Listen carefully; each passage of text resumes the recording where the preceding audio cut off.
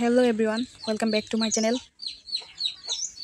আজকের মতো আমার চ্যানেলে তোমাদেরকে স্বাগতম। তো আজকে চলে আসলাম আরও একটি ব্লগ নিয়ে। আজকে তৈরি করে দেখাবো তোমাদেরকে হোমমেড মোগলাই। বাড়িতে বসে অল্প উপকরণ দিয়ে সিম্পল উপায় কীভাবে মোগলাই তৈরি করি মাটির চুলায়। তো তোমরা আমাদের সাথে থাকো, দেখতেই থাকো। যারা যারা আমার চ্যানেলে নতুন তারা অবশ্যই আমার চ্যানেলটাকে সাবস্ক্রাইব করে একটা লাইক করে একটা কমেন্ট করে অবশ্যই আমার পাশে থাকো। তো তোমরা দেখতে থাকো আমি কীভাবে মোগলাই বানাই, তোমরা আমার সাথেই থাকো বন্ধুরা।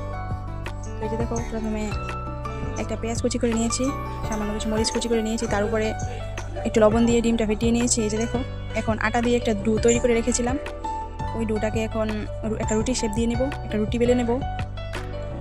রুটি বেলার পর এটার উপরে ওই যে ফেটিয়ে রাখা ডিমটা একটা কাঁটা চামচের সাহায্যে চারদিক ছড়িয়ে দেব।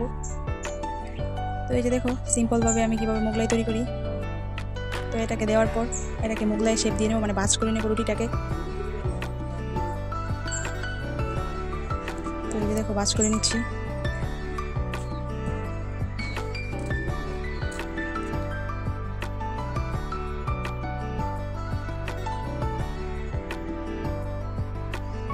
তো সেম প্রসেসে আমরা সবগুলা মোগলাই বানিয়ে নেব।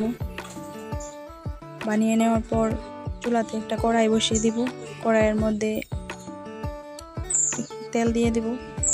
তেলের পরিমাণটা একটু বেশি দিতে হবে, কারণ আমি ডুবো তেলে ভাজবো। দেখো তেলটা জাল করে নিচ্ছি। ওইদিকে আমার মোগলাইগুলো রেডি হয়ে গেছে। তো এখন তেলটা গরম হলেই এই তেলের মধ্যে আমি মোগলাইগুলো ছেড়ে দেব। তো বন্ধুরা এই যে দেখো তেলটা গরম হয়ে গেছে, এই যে মোগলাইটা আমি ছেড়ে দিলাম। তো এখন এই মোগলাইটাকে ভালো করে ভেজে নেব, লাল কালার করে নেব। এই যে দেখো মোগলাইটাকে উল্টিয়ে পাল্টিয়ে দিয়েছি। এই যে দেখো বেশ পরিমাণ ফুলেছে, অনেকটা সুন্দর হয়েছে, অনেকটা ইয়াম্মি ক্রিস্পি হয়েছে দেখতে।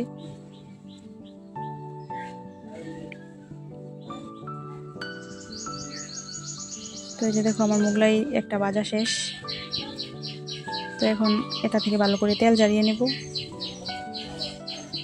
তেল ঝাড়ানোর পর এটা তোমাদেরকে আমি একটা চাকুর সাহায্যে কেটে দেখাবো যে ভিতরটা কেমন হয়েছে।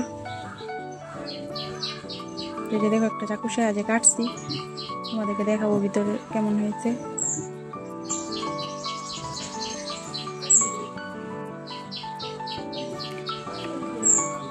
তো এই যে দেখো ভিতরটা কত সুন্দর হয়েছে, একদম বাজারের মতো হয়েছে।